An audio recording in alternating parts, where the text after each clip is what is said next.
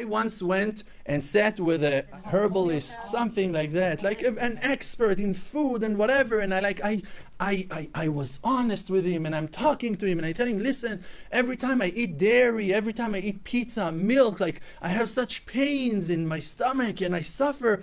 And he listens and listens, and I'm talking, and then he tells me, and you don't see that it's not good for you?